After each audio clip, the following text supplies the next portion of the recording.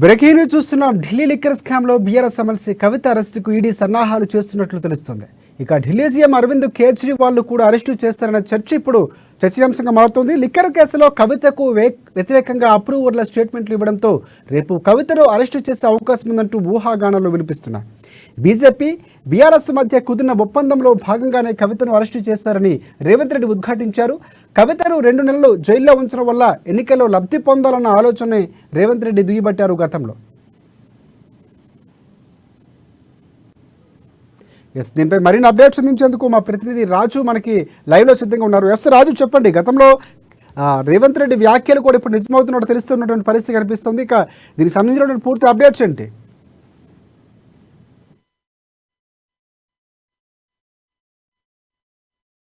బిగుస్తున్నట్టుగానే కనిపిస్తా ఉంది. ఎందుకంటే ఆమెను అరెస్ట్ చేస్తారనే ప్రచారం అయితే పొలిటికల్ వర్గాల్లో ఒక చర్చ అయితే నడుస్తా ఉంది. ముఖ్యంగా ఇప్పటికీ సౌత్ లాబీలో ఉన్నటువంటి అందరూ కూడా ఎవరైతే అందులో మెంబర్స్ ఉన్నారో వాళ్ళందరూ కూడా ఇప్పటికీ అప్రూవర్ గా మారిపోయిన పరిస్థితి ఉంది. ఒక ఎమ్మెల్సీ కవిత తప్ప అందులో ఉన్న వారంతా దాదాపుగా అరెస్ట్ అయిపోయారు. సో ఈ నేపథ్యంలోనే ఎమ్మెల్సీ కవితను ఈ నెల 26 తర్వాత అంటే రేపటి తర్వాత ఏ క్షణమైనా అరెస్ట్ చేసే అవకాశం ఉంది అని చెప్పి కూడా ఊహాగానాలు అయితే వినిపిస్తున్నాయి. ముఖ్యంగా రేపు ఎమ్మెల్సీ కవిత గతంలో సుప్రీంకోర్టులో ఒక పిటిషన్ కూడా వేయడం జరిగింది. మహిళలను ఈడీ ఆఫీస్ కి పిలిపించి విచారణ చేయొద్దు, మహిళలను ఇంటి వద్దే విచారించాలి లేదా వర్చువల్ గా విచారించాలని చెప్పి ఆమె పిటిషన్ వేశారో ఆ పిటిషన్ ని తమిళనాడు ఎంపీ కనిమొళి ఆ పిటిషన్ తో కలిపి విచారిస్తున్న సంగతి తెలిసిందే. అయితే ఆ పిటిషన్ రేపు సుప్రీంకోర్టులో విచారణకు రానుంది.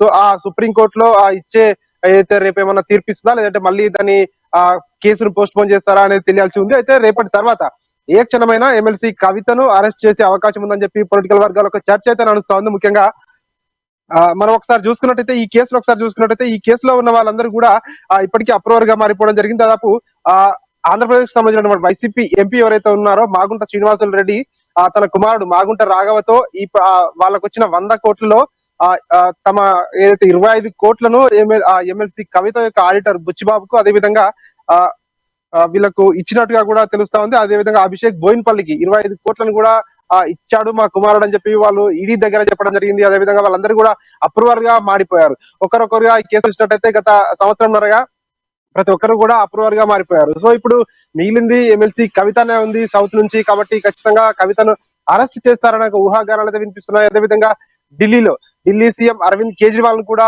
ఈసారి ఇద్దరిని ఒకేసారి కలిపి అరెస్ట్ చేసే అవకాశం ఉంది అని చెప్పి కూడా ఊహాగానాలు వినిపిస్తున్నాయి. ముఖ్యంగా వీటికి బలాన్ని చేకూర్చే విధంగా గత 2 రోజులుగా పిసిసి అధ్యక్షుడు రేవంత్ రెడ్డి ఒక వ్యాఖ్యలు అయితే చేస్తా ఉన్నాడు. ముఖ్యంగా ఏంటంటే బీజేపీ అండ్ బీఆర్ఎస్ 2 పార్టీలు ఆడుతున్న గేమ్ లో భాగంగానే అంటే వీళ్ళిద్దరి మధ్య ఒక రహస్య ఒప్పందం కుదిరింది. ఒప్పందంలో భాగంగానే కవితను అరెస్ట్ చేసి తద్వారా ఎన్నికల్లో లబ్ధి పొందాలని చూస్తా ఉన్నారని చెప్పి పిసిసి అధ్యక్షుడు రేవంత్ రెడ్డి చెప్తా ఉన్నారు. సో 2 నెలలు కవితను జైల్లో ఉంచడం ద్వారా ఇటు బీఆర్ఎస్ అటు బీజేపీ ఓట్లు లబ్ధి పొంది తద్వారా కాంగ్రెస్ పార్టీకి ఇటీవల కొన్ని రోజులుగా ఏదైతే ప్రజల్లో మంచి ఆదరణ లభిస్తుందో ఆ ఆదరణను దెబ్బ కొట్టే విధంగా దానికి సో వాళ్ళు ఈ విధంగా పావులు కడుపుతున్నారని చెప్పి కూడా గత 2 రోజులుగా ఆరోపిస్తా ఉన్నారు. సో చూడాల్సి ఉంది. సో కవిత అరెస్ట్ చేస్తారా, మరో 2 రోజుల్లో ఏం జరగనుంది అనేది మాత్రం పొలిటికల్ వర్గాలు అయితే ఒక చర్చ అయితే నడుస్తా ఉంది. Rajasekhar. Right. Thanks for updates Raju.